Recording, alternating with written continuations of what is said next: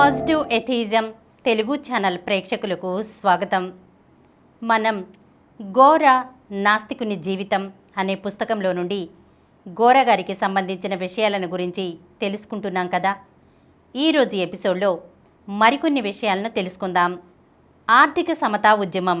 గాంధీజీ నాయకత్వంలో బ్రిటిష్ సామ్రాజ్యవాదంతో పోరాడి 1947 ఆగస్టు 15న మనం స్వతంత్రులమైనప్పుడు దేశ ప్రజలందరూ ఎంతో ఆశతో ఎదురుచూశారు ఫలితాల కొరకు. ప్రపంచమంతా భారతదేశం నుంచి నూతన నాయకత్వాన్ని ఆశించింది. దేశ విభజన వల్ల స్వాతంత్ర్యం తనతో పాటు ఎన్నో సమస్యలు తీసుకొని వచ్చిన మాట వాస్తవమే. అయినా జాతీయ నాయకులు ప్రజల ఆశలకు విరుద్ధంగా సంకుచిత పార్టీతత్వంలోనికి, ధనికతత్వపు ఆడంబరాలలోనికి దిగజారిపోవడం జాతి అభ్యుదయానికి పెద్ద ఆటంకమైనది. స్వతంత్ర భారత ప్రభుత్వంలో మంత్రులు ఎలా ఉండాలి, గవర్నర్లు ఎలా ఉండాలి, ప్రభుత్వం ఎలా వ్యవహరించాలి, ఓటర్లు జాగరూకతతో ఎలా మెలగాలి అనే విషయమై గాంధీజీ ముందు నుంచే హెచ్చరించారు. మంత్రులు, గవర్నర్లు ప్రజల సేవకులనే విషయాన్ని మరువరాదని, ప్రజాసేవకులుగా వారు ప్రజలకు సన్నిహితులుగా ఉండుటకుగాను సామాన్యమైన చిన్న ఇండ్లలోనే నివసించాలని, నెలకు 500 రూపాయల కంటే ఎక్కువ తీసుకోరాదని, మరీ అవసరమైతే తప్ప కార్లు వాడరాదని గాంధీజీ సూచించారు. వైస్రాయి భవనాన్ని ఒక వ్యక్తి నివాసంగా చేయవద్దని, ప్రజలందరికీ ఉపయోగపడే సార్వజనిక సంస్థకు నిలయం చేయమని గాంధీజీ కోరారు. దేశానికి స్వాతంత్ర్యం రావడంతో కేవలం రాజకీయ సమానత్వం మాత్రమే సాధించామని, ఇంకా సాంఘిక ఆర్థిక సమానత్వాలు సాధించాలని, అందుకుగాను మరింత అధికంగా త్యాగాలు చేయాలని గాంధీజీ ఉద్బోధించారు. రాజకీయ స్వాతంత్ర్యం సంపాదించుటతో కాంగ్రెస్ అవసరం తీరిపోయిందని, కనుక దానిని రద్దు చేయమని గాంధీజీ స్పష్టంగా రాశారు. గాంధీజీ అనుయాయులుగా ప్రభుత్వంలోకి వచ్చిన వారు ఇవి ఏవీ చేయలేదు సరికదా, అన్నీ విరుద్ధంగా చేశారు.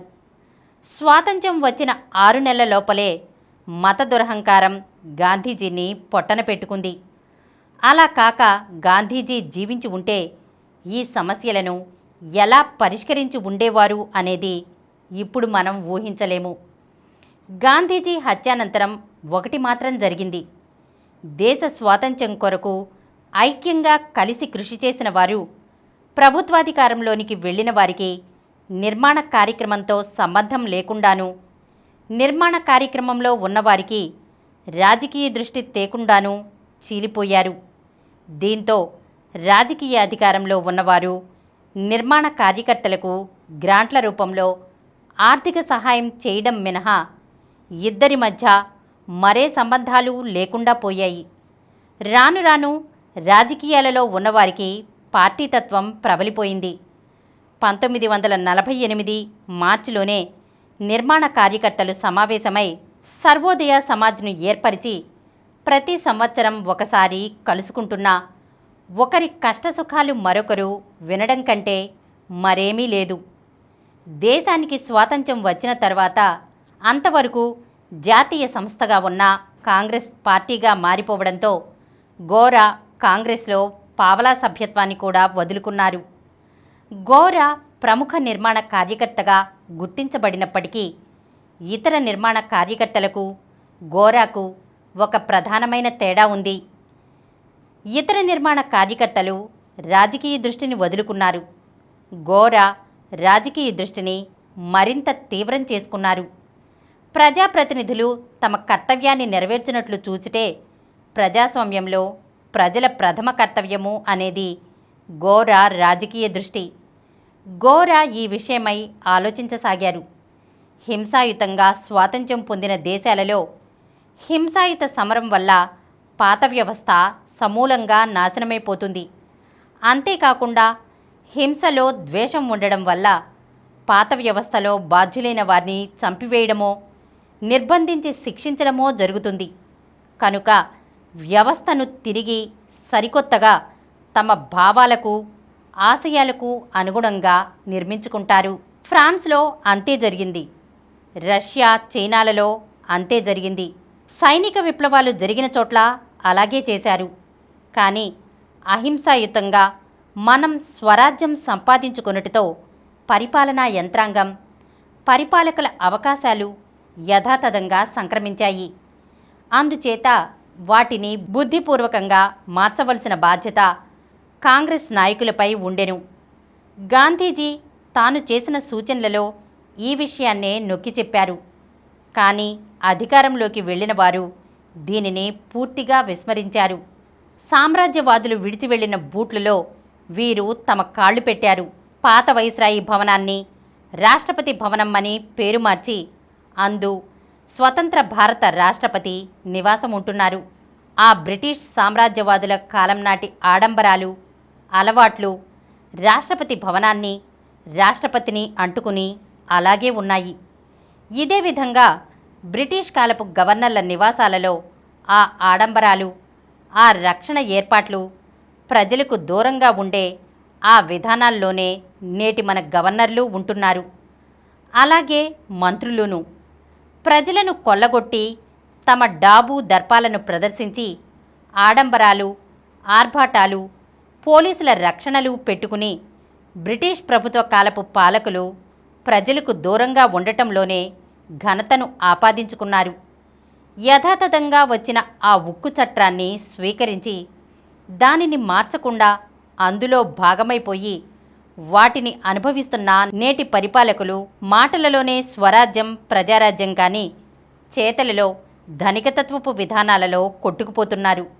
అలాంటప్పుడు ప్రజల సమస్యలు ఎలా పరిష్కారమవుతాయి? చైతన్యవంతులైన పౌరులు ఈ విషయాలను ప్రజల ముందు పెట్టాలి. బ్రిటిష్ పాలకులను ఈ దేశం నుంచి వెళ్ళగొట్టుటకు సత్యాగ్రహం చేసినట్లే బ్రిటిష్ కాలపు నాటి విధానాలను, ఆడంబరాలను కూడా వెళ్ళగొట్టుటకు అవసరమైతే సత్యాగ్రహం సాగించాలి. ఒక ప్రక్క గోరా ఇలా చేస్తూ రెండో పక్క రాజకీయ స్వాతంత్రం, ఆర్థిక సమానత్వానికి దారితీయాలని తీవ్రంగా ప్రచారం ప్రారంభించారు. అలా జరగకపోతే వచ్చిన రాజకీయ స్వాతంత్ర్యాన్ని కొద్దిమంది ముఠాదారులు తమ గుప్పెట్లో పెట్టుకుని దేశంలోని ఆర్థిక అవకాశాలను తామే వినియోగించుకుంటారు. అప్పుడు స్వాతంత్ర్యం వచ్చిందన్న మాటే గాని ఎక్కువ మందిని కొద్దిమంది ఆర్థికంగా దోచుకోవడం ఆగదు. దారిద్ర్యం తొలగదు.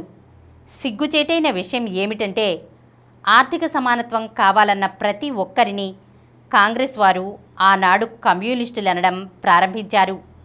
ఒక్క కమ్యూనిస్టులే ఆర్థిక సమానతను కోరుతున్నట్లు, కాంగ్రెస్ వారు ఆర్థిక అసమానతలు నిలుపదలిచినట్లు.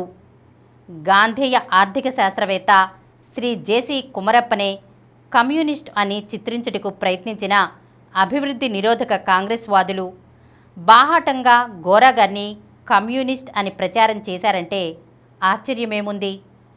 1950-51లో కమ్యూనిస్టులు అజ్ఞాతవాసంగా ఉంటున్న రోజులలో పోలీసులు నాస్తిక కేంద్రాన్ని, సంఘం కార్యాలయాన్ని 2 సార్లు సోదా చేశారు. రహస్యానికి తావులేని గోరా వద్ద ఏమి దొరుకుతుంది? ఈరోజు మనం గోరా గారికి సంబంధించిన కొన్ని విషయాలను గురించి తెలుసుకున్నాం కదా. వచ్చే ఎపిసోడ్లో మరికొన్ని విషయాలతో కలుద్దాం. ఈ కార్యక్రమం మీకు ఎంతో నచ్చింది కదా. ఇటువంటి మరిన్ని వీడియోల కోసం అనతి కాలంలోనే 20 కోట్ల వ్యూస్ సాధించిన సమరం ఛానల్ సమర్పించు పాజిటివ్ ఎథియిజం తెలుగు ఛానల్కు సబ్స్క్రైబ్ చేయండి, లైక్ చేయండి, మీ ఫ్రెండ్స్కి షేర్ చేయండి. అలాగే ప్రక్కనున్న గంట సింబల్ని ప్రెస్ చేయడం మర్చిపోకండి. Please download Samaram Channels app from Google Play Store and watch your favorite channels. Click the bell icon and subscribe to the channels.